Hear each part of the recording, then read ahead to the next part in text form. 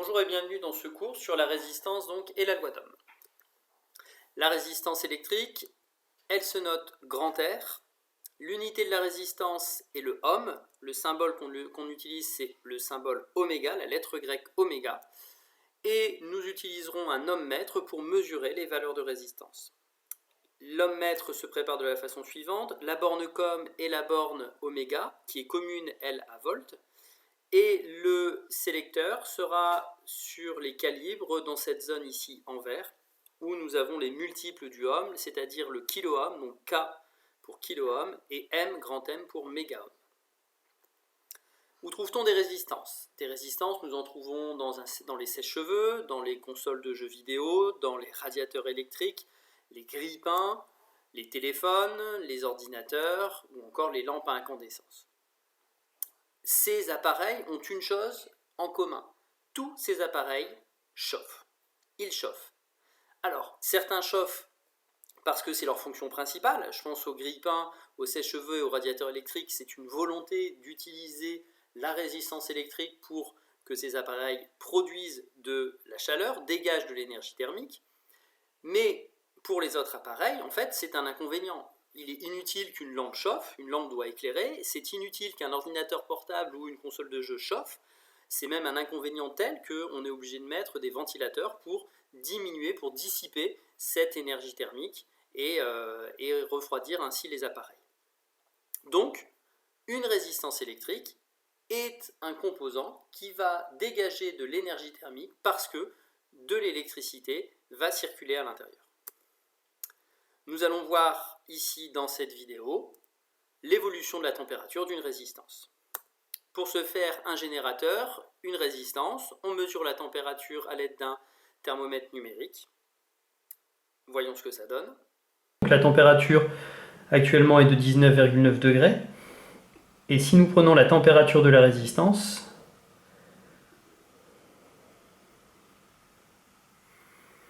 nous voyons ici que elle augmente. Donc la surface de cette résistance est déjà une température de plus de 40 degrés.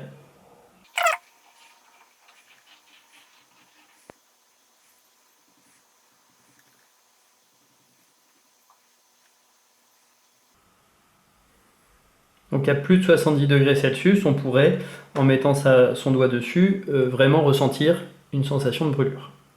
Nous avons observé qu'à la surface de la résistance, la température était élevée et pouvait atteindre environ 70 degrés Celsius dans cet exemple. Donc nous pouvons conclure que la résistance convertit l'énergie électrique reçue en énergie thermique qu'elle dissipe sous forme de chaleur. Donc la résistance reçoit bien de l'énergie électrique, elle convertit cette énergie électrique en énergie thermique. Si nous regardons maintenant le diagramme énergétique d'une ampoule à incandescence, donc l'ampoule va recevoir de l'énergie électrique, le courant qui va circuler dans cette ampoule va chauffer le filament en tungstène qui se trouve ici. Ce filament va atteindre une température de 150 degrés Celsius et comme il chauffe, il va aussi produire de la lumière. Le filament de tungstène ne brûle pas à l'intérieur de l'ampoule, tout simplement parce qu'on a retiré l'air qui se trouvait dans l'ampoule et on a ainsi privé l'atmosphère de dioxygène. Comme il n'y a pas de dioxygène, il ne peut pas y avoir de combustion. Donc le filament ne brûle pas, il chauffe tout simplement. Donc l'énergie électrique reçue est transformée en énergie lumineuse, mais également aussi en énergie thermique. Alors dans le cas d'une ampoule, 95% de l'énergie électrique est convertie en énergie thermique et seulement 5% en énergie lumineuse. Ce qui est quand même un comble pour un appareil dont l'utilité principale est de produire de la lumière. Ici, en fait, on produit principalement de l'énergie thermique, c'est-à-dire qu'on va tout simplement réchauffer la pièce avec l'ampoule, ce qui n'est pas l'utilité première. C'est pour cela que de nouveaux appareils ont été mis en place, notamment les énergies, les lampes fluocompactes.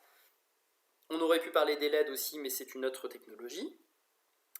L'objectif de cet appareil est bien de produire de la lumière également. Il va recevoir de l'énergie thermique pour le faire. Et la lampe fluocompacte va convertir de la même façon en énergie lumineuse et en énergie thermique. Sauf que la lampe fluocompacte ne va avoir une température de fonctionnement que de 70 degrés Celsius. C'est-à-dire que seulement 20% de l'énergie électrique est convertie en énergie thermique. Et il reste donc 80% de cette énergie électrique qui sera convertie en énergie lumineuse. Donc on a un appareil ici qui est beaucoup plus, qui a un meilleur rendement et donc qui aura pour sa fonction d'éclairage de meilleures propriétés. Et on fera de la même façon donc des économies d'énergie en utilisant ce type d'ampoule. Donc, une résistance, comme son nom l'indique, résiste au passage du courant électrique, elle aura donc une influence sur l'intensité électrique dans le circuit. Une résistance transforme l'énergie électrique en énergie thermique. C'est son rôle.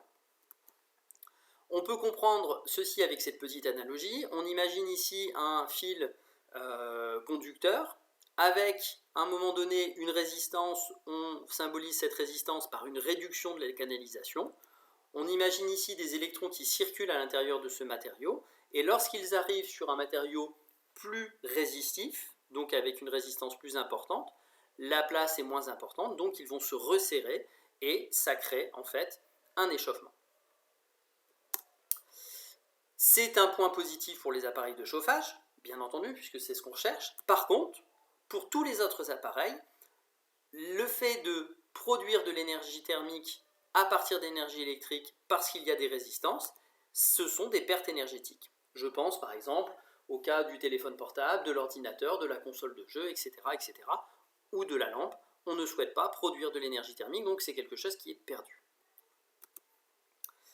Voyons maintenant quelle est l'influence de la résistance sur l'intensité électrique. Pour ce faire, le montage est simple, un générateur qui alimente une résistance et on va mesurer l'intensité du courant à l'aide d'un ampèremètre branché en série dans le circuit.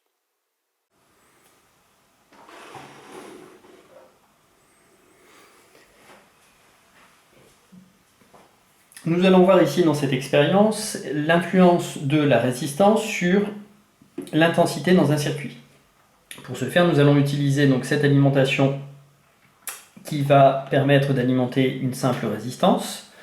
Et nous allons mesurer ici à l'aide d'un multimètre en voltmètre la tension aux bornes de la résistance et à l'aide d'un ampèremètre ici branché en série dans le circuit, l'intensité qui va circuler dans la résistance. Nous réglons ici sur le calibre 20 volts et ici sur le calibre 2000 mA. Nous voyons qu'avec une résistance de 47 ohms, pour une tension de 5,82 volts, l'intensité qui circule dans le circuit est de 125 mA. Nous allons prendre une résistance légèrement plus élevée, donc une résistance de 220 ohms. Et nous voyons ici que l'intensité est de 26,8 mA pour une tension qui est sensiblement la même. Nous allons encore augmenter ici la résistance, passer à 1 kΩ, c'est-à-dire 1000 ohms. La tension ne varie pas, ou très peu. L'intensité ici est de 5,9 mA. Et enfin, une résistance de 4,7 kΩ, c'est-à-dire 4700 ohms, nous avons une intensité qui chute à 1,2 mA.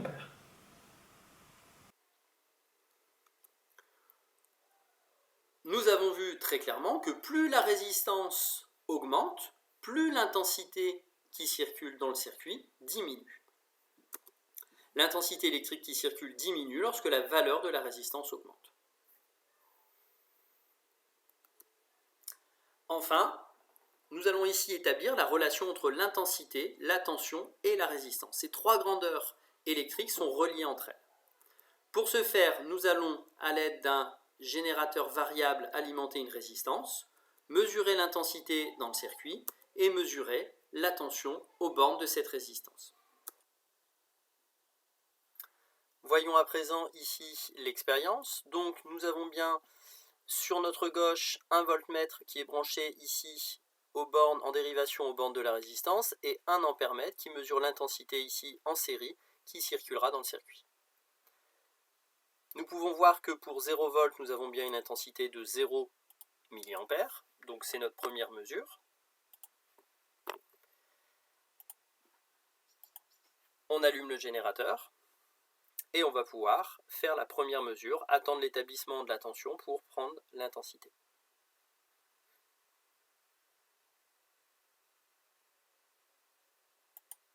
Donc on peut prendre une première mesure, donc 0,61 volts. Nous avons une intensité de 2,9 mA.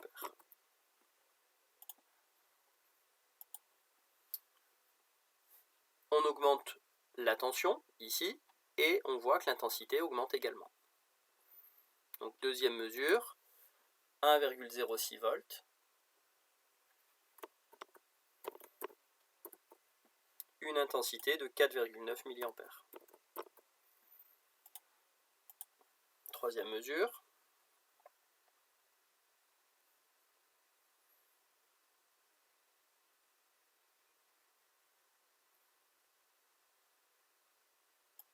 Voilà, 2,60 volts, donc 2,6 volts, une intensité de 12 mA.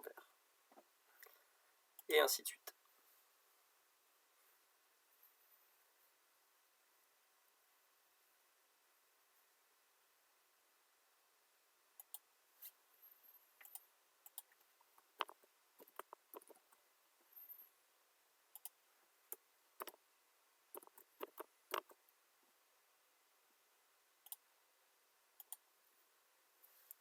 Nous voyons ici que les points se mettent au fur et à mesure dans le graphique et que nous avons quelque chose qui, pour le moment, semble former une droite qui passe par 0.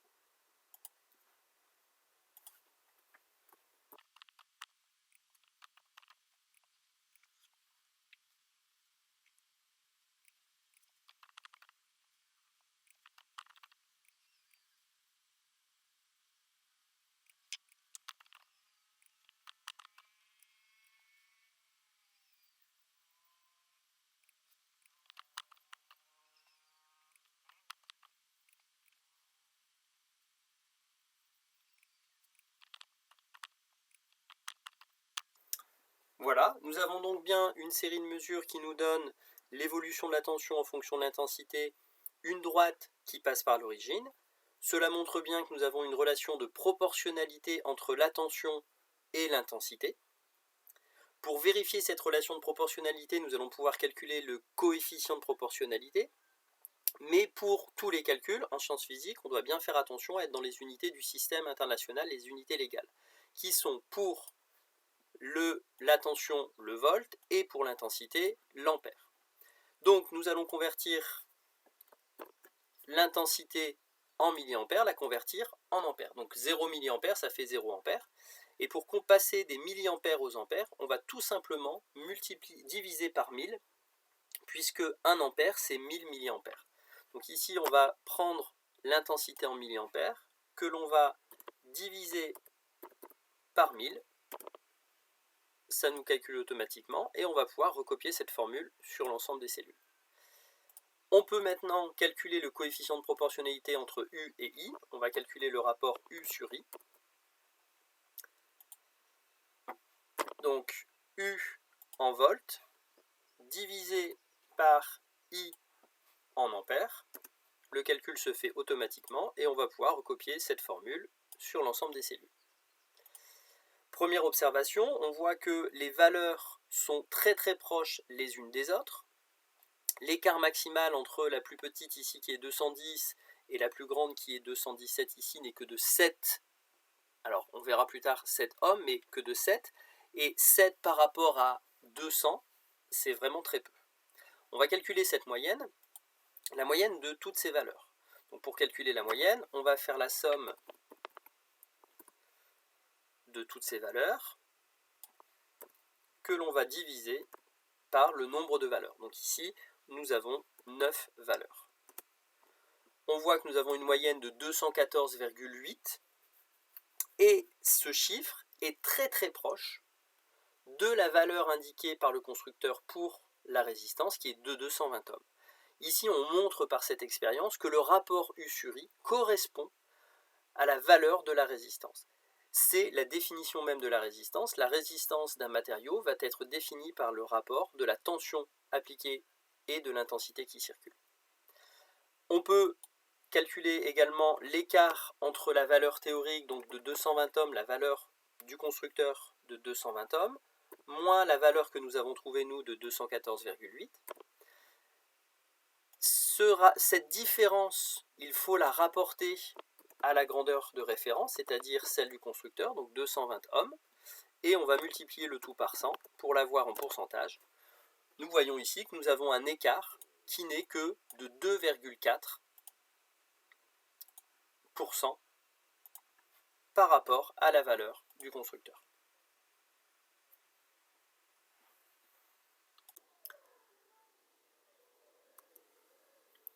On obtient une droite passant par l'origine. Donc, la tension est proportionnelle à l'intensité qui circule dans le circuit. Le rapport de proportionnalité, c'est-à-dire le rapport qui lie l'intensité et la tension, c'est tout simplement la résistance. Donc R est défini comme le rapport U sur I. On peut transformer cette formule en disant que U est égal à R fois I. C'est ce que nous appellerons la loi d'Ohm. Avec U, la tension en volts, I, l'intensité en ampères, et R, la résistance en ohms. C'est très important ici d'utiliser les unités volts, ampères et ohms, qui sont les unités dans le système international, lorsque nous ferons des calculs. Voilà, je vous remercie de votre attention et je vous dis à très bientôt.